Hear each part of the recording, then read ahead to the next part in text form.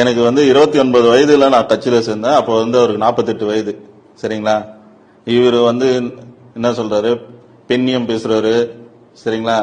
அவங்க மனைவி என்னோட ஒரு 5 வயசு சின்ன பொண்ணு. எனக்கும் அவருக்குமே 19 வயசு வித்தியாசம். அப்ப நீ எப்படி ஒரு பொண்ணை ஏமாத்துவ? 2010லயே உனக்கு அப்போலோ ஹாஸ்பிட்டல்ல ஆபரேஷன் பண்ணிட்டாங்க. அது தெரிஞ்சு நீ ஒரு பொண்ணோட வாழ்க்கை எப்படி கெடுப்ப? பிரதாப் ரெட்டி கிட்ட வேணா கேளுங்க.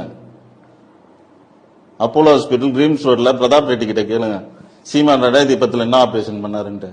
அப்ப பெண்ணியம் பேசுறவன் நீ இதெல்லாம் ஒரு பொண்ணோட வாழ்க்கை எப்படி கெடுக்கலாமா? இவன் எப்படி சார் ஒரு தலைவனா இருக்க முடியும்? தன்னொழுக்கமே இல்லாதவன் எப்படி தலைவனா இருப்பான்? இதுதான் நம்ம எழுப்புறோம். நம்ம இப்ப அறிவு வரும்போதுதான் நம்ம வாழ்க்கையை தொலைச்சோம். நம்ம ஒரு 11 ஆண்டுகள் புரட்சிகர அரசியல், புரட்சிகர சித்தாந்தம்ட்டு. சரி, நம்ம காலத்தை வீணாக்கிடுவோம். இத மாதிரி இளைஞர்கள் இதை நம்பி வீணாக கூடாதுன்ற ஒரே நல்லெண்ணத்துல தான் நம்ம பண்றோம்.